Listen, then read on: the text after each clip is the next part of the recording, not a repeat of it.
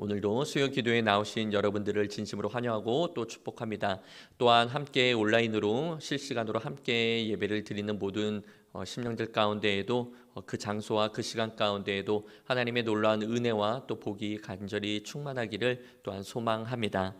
오늘 우리가 함께 읽은 본문의 전반부인 1절에서부터 8절까지는 하나님께 제사를 드릴 때 그 희생 제물을 어디에서 잡을 것인가에 관한 그러한 내용을 다루고 있습니다. 이는 2절에 여호와의 명령이다라고 말씀하십니다. 이 명령은 이스라엘이든지 아니면 거류민 또는 이방인, 또 이방인이지만 이스라엘에 속하여 함께 지내고 있는 사람이든 누구든 상관없이 반드시 이 명령을 지켜야 된다라고 말씀하십니다.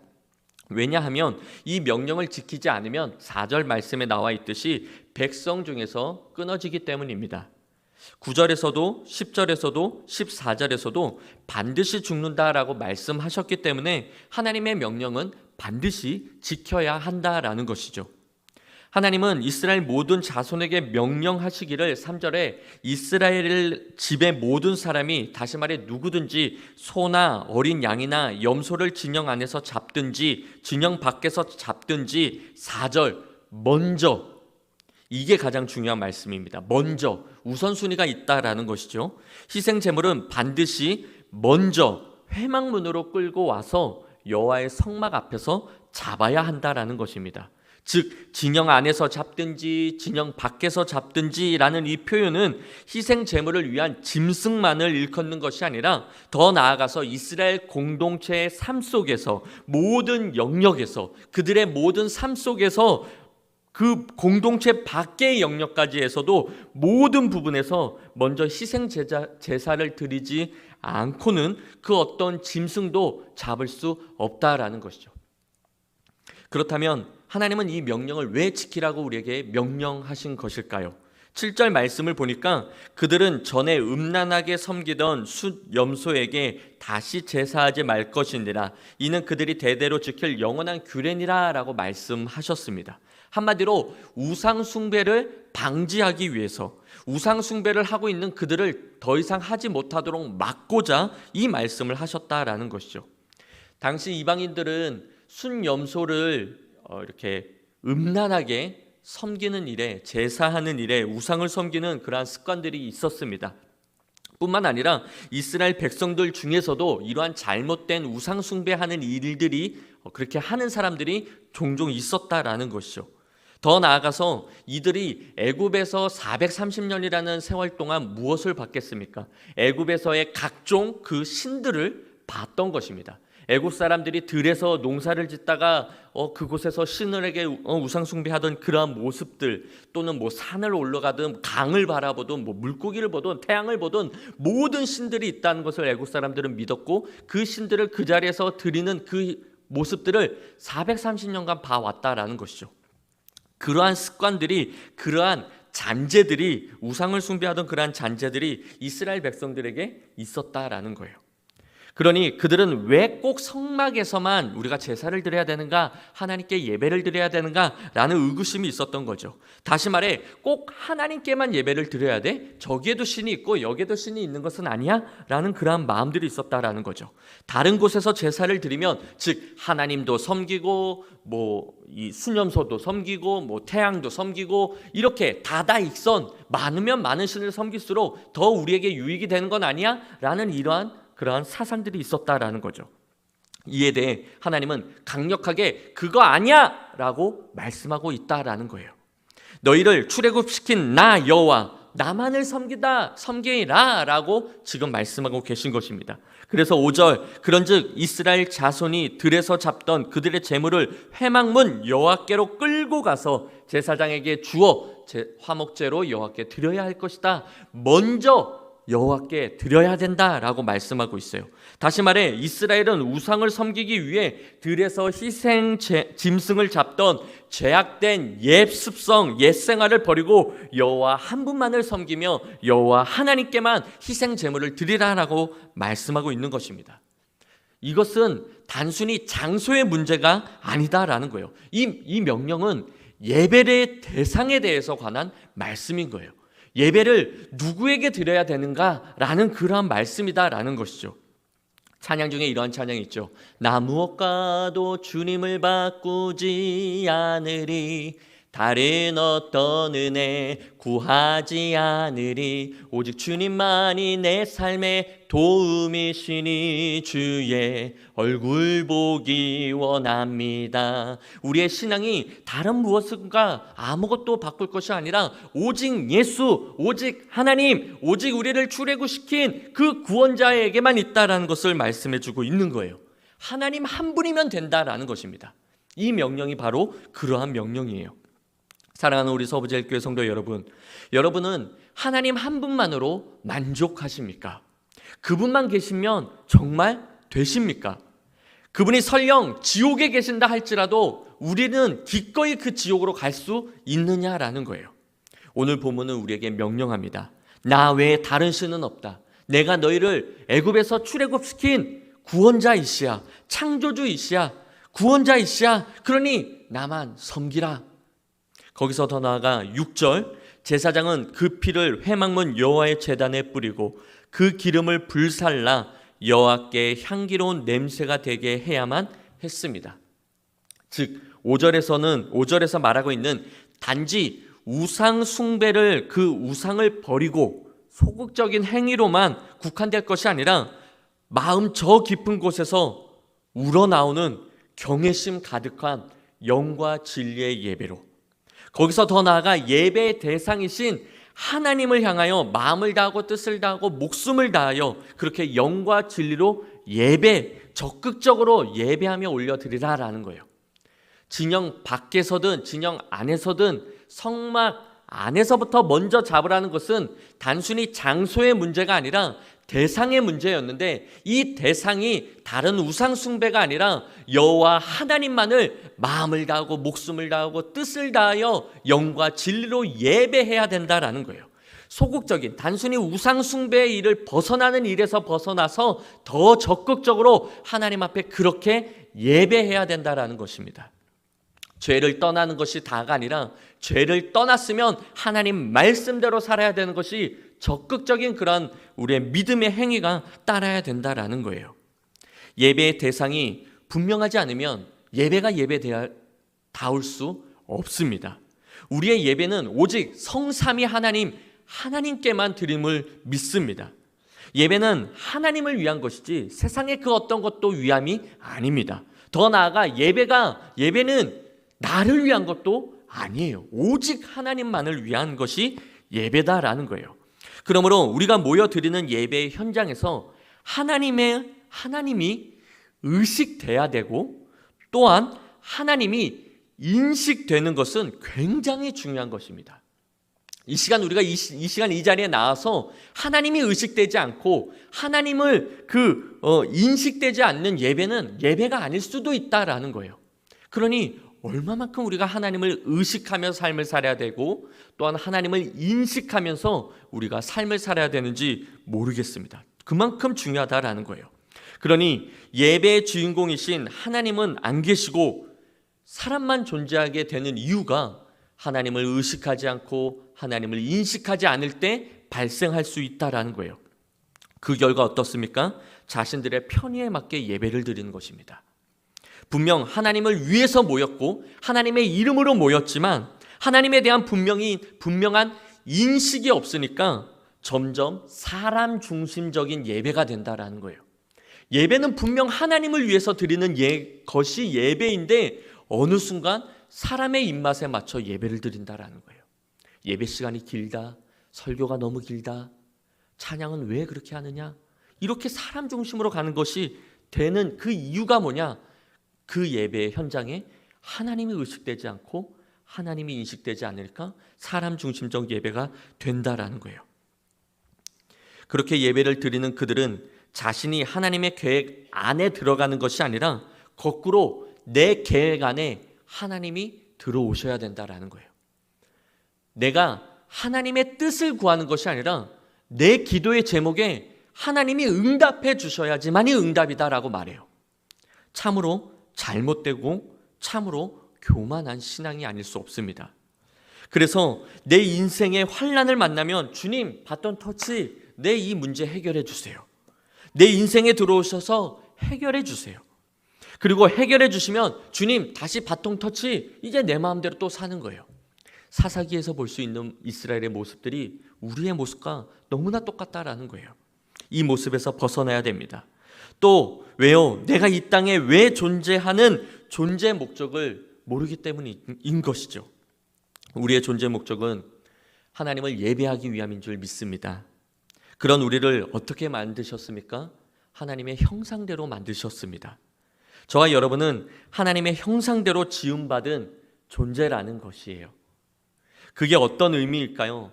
다른 피조물보다 하나님을 더 섬길 수 있다라는 것이죠.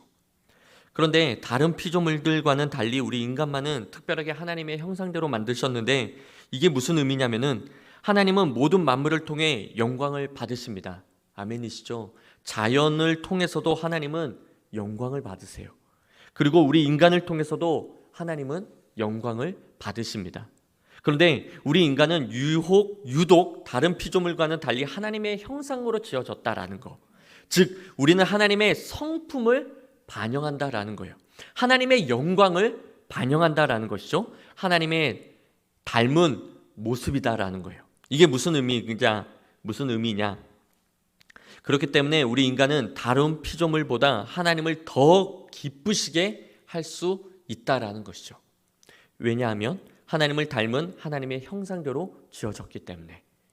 자녀들을 키워보신 분들은 알 것입니다. 예를 들어서 어린이집에서 유치원 또는 그런 곳에서 발표를 할 때 나의 자녀던가 아니면 손자 손녀들이 발표를 할 때 그럴 때가 있죠. 저도 제 아들을 발표할 때 이렇게 가봤었는데 막 아이들이 노래하고 율동하고 막 많은 아이들이 막 그렇게 이렇게 막 재롱을 떨잖아요. 근데 그 모습을 보면 얼마나 이쁩니까? 얼마나 이쁜데 그 모습 속에서도 유독 제 자녀에게 더 눈길이 가더라라는 것이죠. 얼마나 이뻐요. 물론 저도 지금은 환경적인 요원으로 이렇게 됐지만 어렸을 땐 저도 이뻤습니다.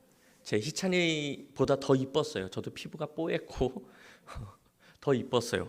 다시 말하지만 환경적인 요원으로 이렇게 된 것입니다. 증명할 방법이 없어서 참으로 안타까운데 그 많은 아이들 중에 유독 내 아이에게 눈길이 가더라는 것이죠. 하나님도 마찬가지로 하나님의 형상을 닮은 우리 인간에게 더 눈길이 가는 것입니다. 아무튼 여러분, 우리가 하나님의 형상대로 지어졌습니다. 그 말은 하나님은 다른 피조물보다 우리를 통해서 더 기뻐하시고 더 기뻐 받으시기를 원하신다라는 거예요. 그러니까 다시 말해 우리가 하나님을 의식하고 우리가 하나님 앞에 있다라는 것을 인식하고 생각하고 우리가 모일 때마다 내가 정말 하나님을 기쁘시게 해야겠지, 내가 정말 하나님을 찬양해야지, 오늘 온전히 하나님께 예배를 드려야지, 이렇게 막 우리가 하나님을 인정하고 하나님을 예배할 때 하나님은 그것을 더 기뻐 받으신다라는 거예요. 다른 피조물이 찬양하는 그 모습들보다 더 우리가 하나님을 의식하고 인식하고 드리는 그 예배를 더 기뻐하신다라는 것이죠. 그런데 죄를 짓고 타락하게 되었습니다. 그래서 하나님을 하나님으로 인정하지 않습니다. 그 타락으로 인해서 하나님을 의식하는 것이 너무나 어려워졌어요. 또한 하나님을 마음에 두고 싶어 하지도 않게 된 것입니다. 그렇게 하나님의 형상이 깨져버린 것이죠. 그 어떤 피조물보다 하나님을 닮은 우리였지만 이제는 우리의 죄 때문에 하나님을 가장 닮지 않은 피조물이 되었다라는 것입니다. 하나님의 영광을 반영하는 것이 아니라 이제는 죄만 반영합니다. 하나님의 성품을 반영하는 것이 아니라 이제는 추악한 어둠의 사탄 마귀의 모습처럼 똑같이 그렇게 하나님의 마음을 아프게 하는 삶을 산다라는 것이죠. 그래서 하나님은 하나밖에 없는 아들 예수 그리스도를 저와 여러분을 위해서 이 땅에 보내주셨다라는 거예요. 우리 대신 십자가에 못 박기로 하신 것입니다.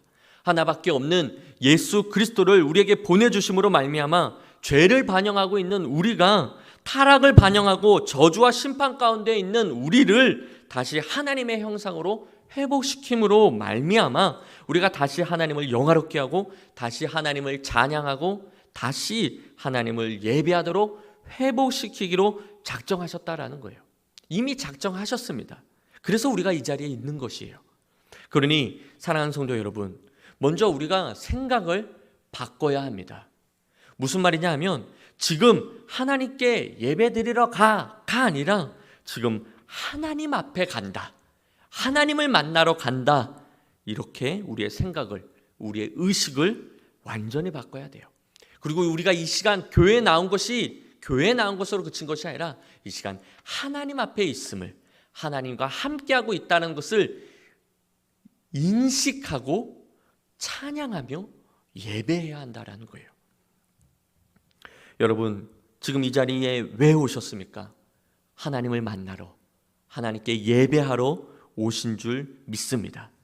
그래서 하나님 앞에라는 인식이 분명해야 예배가 예배다울 수 있는 것이에요. 그러므로 예배보다 더 우선시되고 더 먼저인 게 뭘까요? 하나님 앞에서라는 인식과 의식이다라는 거예요. 그러면 사람보다, 환경보다 하나님이 중요할 수밖에 없습니다. 다른 것이 어떻든 하나님의 눈치를 볼 수밖에 없고 하나님의 표정에 우리의 시선을 고정시킬 수밖에 없다라는 것이죠. 이런들 어떠하리 저런들 어떠하리, 주님이 기뻐하시면 나는 기뻐요, 정말 기뻐요, 이것으로 된다라는 것이죠. 사랑하는 서부제일교회 성도 여러분, 하나님보다 중요한 것은 없습니다. 아멘이시죠? 그 어떤 것도 주 예수보다 더 귀한 것은 없네. 오직 예수밖에 없습니다. 우리가 회막문 앞에 성막인 이곳에 모인 이유는 이곳 때문이 아니라 그분 때문인 줄 믿습니다. 우리가 여기에 모인 이유는 우리 때문이 아니라 뭔가 그분으로부터 뭔가 받으려고 모인 것이 아니라 하나님 때문인 줄 믿습니다. 그러므로 예배가 회복되어야 합니다. 회개해야 합니다. 돌이켜야 합니다. 식어진 첫사랑을 다시 회복시키셔야 합니다. 하나님을 의식하시기 바랍니다. 하나님을 인식하시기 바랍니다. 하나님을 위한 예배를 드리시기 바랍니다. 바라옵기는 저와 여러분 우리 모두가 하나님을 감동시킬 수 있는 예배, 하나님이 바라시고 하나님이 원하시고 하나님이 찾으시는 그러한 영과 진리의 예배를 드리는 복된 예배자들이 되시기를 주님의 이름으로 간절히 축원합니다. 계속해서 10절에서부터 16절까지의 말씀은 피를 먹지 말라라는 것에 관한 말씀입니다. 피를 먹지 말아야 할 이유에 대해서 11절은 육체의 생명은 피에 있습니다 라고 말씀하십니다. 보통 우리는 피는 죽음을 상징한다라고 여깁니다. 피를 많이 흘리면 죽기 때문이지요. 그러나 피는 죽음이 아니라 생명을 상징합니다. 피가 죽음을 상징하는 것과 피가 생명을 의미한다는 것은 동전의 앞면, 뒷면 같은 것이라 여길 수도 있지만 우리 몸에서 피는 온몸에 생명을 전하는 역할을 하는 의미에서 피는 생명인 것입니다. 그래서 지성소에서 희생 제물을 가지고 들어가 뿌리는 것도 생명을 드린다라는 의미와 같은 것이죠. 14절에서도 모든 생물은 그 피가 생명과 일체라고 말씀하십니다. 즉 그 피가 그 피조물의 본질 자체라는 것이에요. 그래서 피를 먹는 것은 그 피를 지녔던 피조물을 지으신 창조주 하나님을 경멸하는 행위가 된다라는 거예요. 동시에 짐승에 대해선 짐승 자체를 무자비하게 도살하는 것과 같고 또한 이것을 사람에게 비교한다면 살인 행위를 저지르는 것과도 같다라는 것입니다. 그러므로 피를 귀중히 여기라라는 의미에서 먹지 말라라고 말씀하신 거예요. 더 나아가 이 말은 곧 모든 생명을 귀히 여기라는 말씀인 것입니다. 하나님은 한 영혼을 귀하게 여기십니다. 잃어버린 한 양을 찾기 위해 99마리를 그 양을 들에 두고 찾아 헤매셨습니다. 한 드라크마를 찾기 위해서 온 집을 쓸면서 구석구석 그 한 드라크마를 찾자 헤매셨습니다. 둘째 아들을 마을 입구에서 매일같이 기다리셨던 주님, 우리 주님은 한 영혼을 귀하게 여기십니다. 그리고 우리에게 오늘 다시 명령하십니다. 12절, 그러므로 내가 이스라엘 자손에게 말하기를 너희 중에 아무도 피를 먹지 말라. 즉 생명을 귀히 여기라. 한 영혼을 천하보다 귀하게 여기시는 그 주님과 같이 그러한 마음으로 한 영혼을 귀히 여기라라는 말씀입니다. 더 나아가 내 영혼을 내 몸과 같이 사랑하라라는 말씀인 거예요.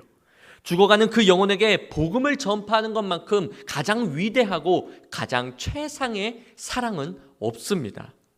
이번 주일 19일과 26일 우리 교회에서는 행보초청 큰 잔치를 열려고 하고 있습니다. 우리는 끊임없이 그리고 수없이 전도에 대한 말씀을 들어왔습니다. 그러나 행함이 없는 믿음은 죽은 믿음이듯 행함이 없는 신앙은 아무런 능력도 아무런 역사도 없다라는 거예요. 아는 것이 힘이 아니라 행할 때에 능력이 있는 줄 믿습니다. 우리가 법궤를 맺고 아무것도 안 한다고 해서 법궤를 맨 것으로 그냥 모든 것이 이루어지는 것이 아니라 그 법궤를 메고 흐르는 요단강을 향해서 한 발을 디딜 때에 요단강이 갈라진다라는 거예요. 아는 것이 힘이 아니라 그동안 내가 해왔던 것이 그 경험이 나의 신앙의 믿음을 증명하는 것이 아니라 우리가 행할 때에 그 말씀에 순종할 때에 능력이 나타나고 우리의 믿음이 그곳에서 발휘된다라는 거예요. 어린아이의 작은 도시락인 물고기 2마리와 떡 5 덩어리를 내가 가지고 있으면 그냥 어린아이의 한 끼 도시락에 불과합니다. 그러나 그 작고 어쩌면 보잘것없는 그 도시락을 하나님께 드리면, 예수님께 드리면 그것은 장정만 5,000명이나 먹고 남는 역사의 도구로 쓰임 받을 수 있다라는 거예요. 비록 나의 보잘것없는 미약한 힘이라 할지라도 내가 사랑을 그들에게 전한다면, 한 영혼을 천하보다 귀하게 여기며 그들에게 사랑으로 복음을 전한다면 작은 어린아이와 같은 도시락이라 같은 나의 이 미흡한 입술에서 선포되는 복음이라 할지라도 하나님은 그 도시락을 통해서 수많은 영혼들을 구원시킨다라는 거예요. 피켓 들고 예수천당 불신지옥이라고 아무 말도 안 하고 서 있는 이 한 시간에 이 피켓 드는 전도 현장에서도 하나님은 그 메시지를 통해서도 얼마든지 장정만 5,000명이나 먹고 12강줄이나 남길 수 있는 그 능력을 발휘할 수 있다라는 거예요. 내가 가지고 있으면 그냥 어린아이 한 끼 도시락에 불과합니다. 그런데 하나님께 드리면 다르다라는 거예요. 드리지 않으면 남는 것도 없습니다. 드리지 않으면 아무것도 아닌 거예요. 그런데 드리면 남음이 있고 전하면 영혼이 구원받게 된다라는 거예요. 내가 드릴 수 있는 만큼 주님께 드리십시오. 그러면 우리 주님이 역사하실 것입니다. 내가 할 것은 드리는 거예요. 전도를 위해 기도의 땀방울을 드리십시오. 한 영혼이 없습니까? 태신자가 없어요? 그러면 이 행보초청 큰 잔치를 위해서 기도하십시오. 말씀을 증거하실 목사님을 위해서, 날씨를 위해서, 함께 봉사하는 그들을 위해서 기도하십시오. 이것 또한 전도에 동참하는 것입니다. 그리고 이제는 전도할 수 있는 태신자도 붙여달라고 기도하십시오. 기도의 땀방울을 그렇게 하나님께 드리십시오. 태신자를 품고 있으십니까? 그러면 복음의 메시지를 전할 수 있도록 그 땀을 또 주님께 드리십시오. 전도를 위해서 때로는 물질을 드리십시오. 선교의 헌금을 드리십시오. 내가 가서 전하지 못한다 할지라도 전하는 그들을 돕는 물질로 드리십시오. 이 모든 것들이 전도하는 일이고 더 나아가서 한 영혼을 사랑하는 마음이다라는 거예요. 우리는 생명을 귀히 여기시는 그 하나님의 마음을 본받아 우리 역시 영혼 사랑에 불이 있어야 됩니다. 어린아이가 드린 한 끼 식사는 보잘것없는 식사일 수 있습니다. 하지만 어린아이에게는 전부였다라는 거예요. 우린 과연 전부를 주님께 드리고 계십니까? 전도하는 일에 내가 할 수 있는 전부를 드리고 있냐라는 거예요. 시간을 드리고, 몸을 드리고, 기도를 드리고, 물질을 드리고 있냐라는 겁니다. 전도를 위해 물질을 내가 할 수 있는 전부를 드렸냐라는 것이죠. 행보초청 큰 잔치, 요즘 젊은 친구들은 줄여서 말을 많이 하죠. 행초축. 아직 4일 남았습니다. 아직 시간이 있습니다. 더 복음을 전할 수 있고요. 더 그 영혼을 위해, 그리고 행초축을 위해 더 기도할 수 있습니다. 또한 물질로도 드릴 수 있습니다. 아직 우리에겐 기회가 있다라는 거예요. 이 기회를 놓치지 마시고 이 기회를 심으십시오. 그러면 심은 대로 거두신다라고 말씀하셨으니 그 약속의 말씀이 반드시 이루어질 줄 믿습니다. 오늘 본문에서 우리 주님은 우리에게 두 가지를 명령하셨습니다. 크게 예배와 사랑입니다. 전도라는 것이죠. 이 명령은 해도 그만, 안 해도 그만인 우리의 선택사항이 아니라 명령은 반드시 해야 하는 필수사항이다라는 거예요. 의무인 것입니다. 전시 상황에서 상관의 명령 불복종은 사형이나 총살이나 마찬가지였어요. 충분히 그렇게 해도 됐다라는 거예요. 그러므로 하나님의 명령에 최선을 다해 순종하는 저와 여러분, 우리 모두가 되시기를 간절히 소망합니다.